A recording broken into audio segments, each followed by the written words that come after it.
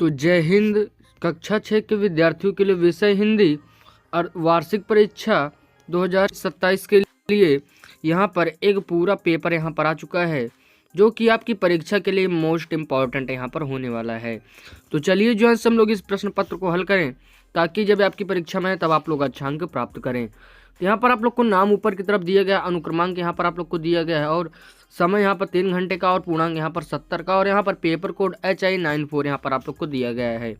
उसके बाद यहाँ से हम लोग आगे बढ़ते हैं। तो यहाँ पर आप लोगों ने ये सब चीज़ें तो देख ही ली होंगी। उसके बाद यहाँ से हम लोग आगे बढ़ेंगे। तो यहाँ पर हम लोग देखते हैं कि यहाँ पर हम लोग को कुछ निर्देश दिया गया है। इस निर्देश को हम लोग को अच्छी प्रकार से यहाँ पर पढ़ लेना होगा। उसके बाद यहाँ से हम लोग आगे बढ़ते हैं। उसके बाद हम लोग यहाँ पर आगे बढ़ते हैं। तो यहाँ पर हम लोग को खंड का यहाँ पर दिख रहा है, जहाँ पर बहुविकल्पीय प्रश्न दिए गए हैं। तो यहाँ पर कह रहा है 1 से 5 तक बहुविकल्पीय प्रश्न है। तो पहला प्रश्न कह रहा है रामचरितमानस के रचयिता कौन है। तो हम लोग जानते हैं रामचरितमानस के यहाँ पर हमारे रचयिता यहाँ पर हमारे तुलसीदास जी यहाँ पर यहाँ पर करेक्ट ऑप्शन हो जाएगा। इसके बाद हम लोग आगे बढ़ेंगे। तो प्रश्न संख्या 2 कह रहा है संज्ञा की सही परिभाषा यहाँ पर आप लोग को बतानी होगी। यहाँ पर पहला है जो कार्य को बताए, या जो नाम को बताए, या जो विशेषता को बताए, या जो सर्वनाम को बताए। तो यहाँ पर हमारा जो करेक्ट ऑप्शन हो जाएगा वो हमारा है जो नाम को बताए। तीसरा प्रश्न कह रहा है कविता में प्रयुक्त लय और तुक को क्या कहते हैं। तो हम लोग जानते हैं यहाँ पर हमारा छंद यहाँ पर इसको हम लोग कहते हैं। उसके बाद यहाँ से हम लोग आगे बढ़ते हैं।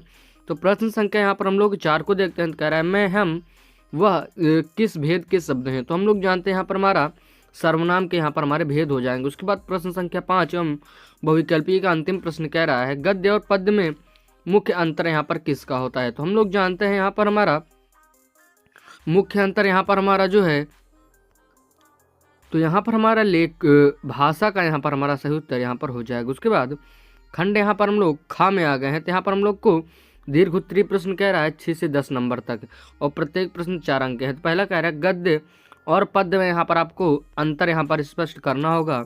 उसके बाद यहाँ से प्रश्न संख्या 7 कह रहा है संज्ञा के किसी 4 भेदों के यहाँ पर आपको नाम लिखने होंगे। उसके बाद 8वां प्रश्न कह रहा है अपने हिंदी की पाठ्य पुस्तक में से किसी एक गद्य के पाठ का नाम यहाँ पर आप लोग को लिखकर उसको उद्देश्य भी लिखना होगा। उसके बाद कह रहा है विशेषण किसे कहते हैं, उदाहरण सहित यहाँ पर आप लोग को देना होगा।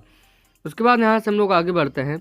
तो प्रश्न संख्या 10 कह रहा है कविता पढ़ने से हमें क्या लाभ होता है, संक्षेप में यहाँ पर आपको लिखना होगा। उसके बाद खंड गा में आ गए हैं। तो 11 से 14 तक यहाँ पर हमारा 6 अंक के प्रश्न होने वाले हैं। यहाँ पर हमारा 11वां प्रश्न कह रहा है अपनी पाठ्य पुस्तक में पढ़ी किसी एक कविता का यहाँ पर आप लोग को सारांश अपने शब्दों में लिखना होगा। उसके बाद क्रिया किसे कहते हैं, उनके भेद यहाँ पर उदाहरण सहित यहाँ पर आपको देने होंगे। किसी एक पाठ गद्य पाठ के पात्र का चरित्र चित्रण यहाँ पर आपको करना होगा यहाँ पर। उसके बाद यहाँ पर 14वां प्रश्न कह रहा है संधि किसे कहते हैं, किसी भी 2 संधियों का यहाँ पर आपको उदाहरण यहाँ पर देना होगा। उसके बाद अंतिम खंड में यहाँ पर हम लोग आ गए हैं। तो यहाँ पर हम लोग को लगभग 3 यहाँ पर प्रश्न दिया है। तो पहला प्रश्न कह रहा है कि अपनी हिंदी की पाठ्य पुस्तक में से किसी एक गद्य पाठ का यहाँ पर आपको सारांश लिखना होगा। उसके बाद दूसरा प्रश्न कह रहा है कि कविता और कहानी में अंतर यहाँ पर स्पष्ट करते हुए दोनों का यहाँ पर आपको महत्व बताना होगा। 7वां प्रश्न कह रहा है पत्र लेखन, अपने मित्र को परीक्षा की तैयारी हेतु विषय पर यहाँ पर आपको पत्र लिखना होगा। उसके बाद यहाँ से हमारा पेपर यहाँ पर समाप्त हो जाता है।